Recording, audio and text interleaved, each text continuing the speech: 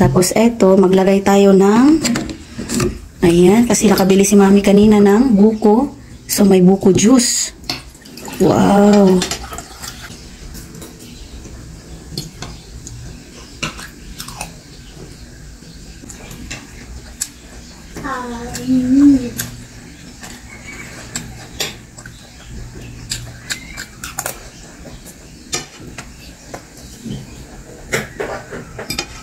Wow! Kainin siya ng Baguio beans.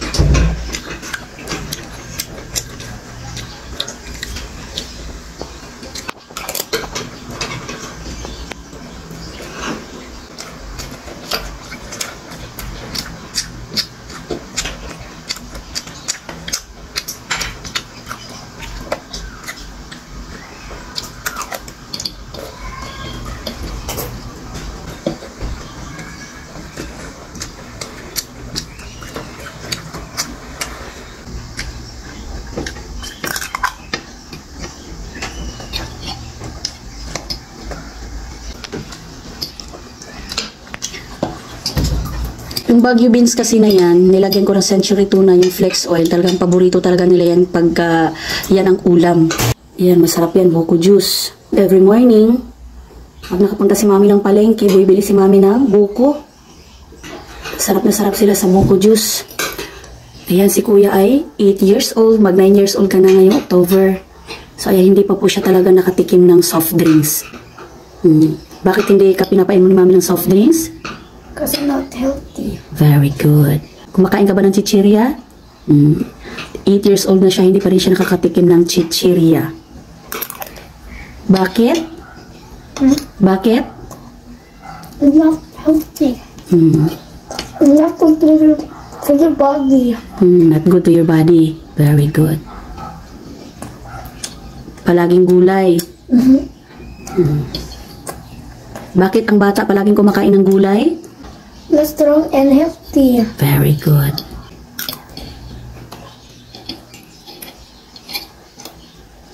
Sa mga nagtatanong po pala guys, si Kuya Tyler ay napakagaling kumain ng gulay.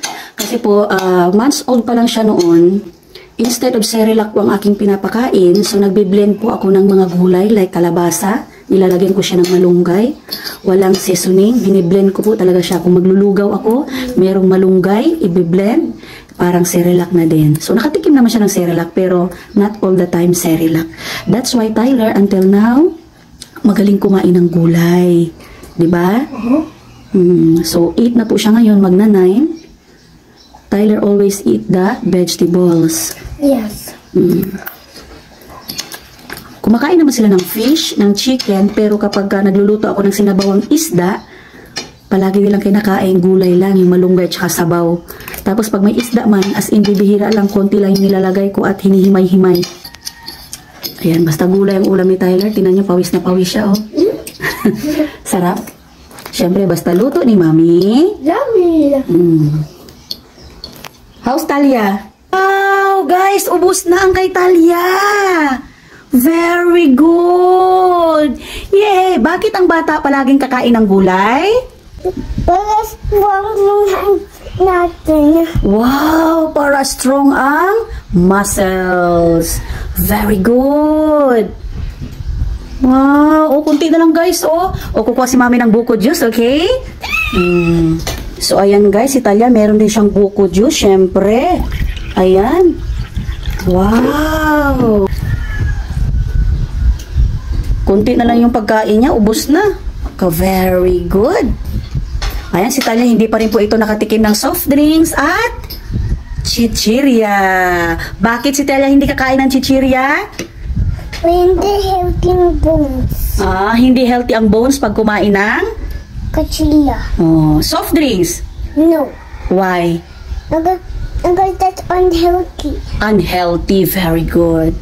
Okay. Like vegetables is more healthy than soft drinks. Okay. The vegetable is healthy than soft drinks.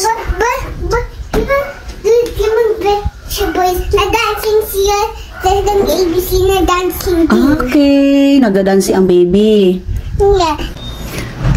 Kaya kailangan sanayin natin kumain ang mga bata ng gulay. Nakatipid ka na, healthy pa, at masarap pa, syempre. Tapos na si Talia? Tingin! Patingin! Ay! Wala na, tapos na siya guys. Naunahan si Kuya. Yung table kasi, hindi kasya si Talia. Hindi niya abot. Hindi niya abot. Yan, konti na lang si Tyler, matatapos na.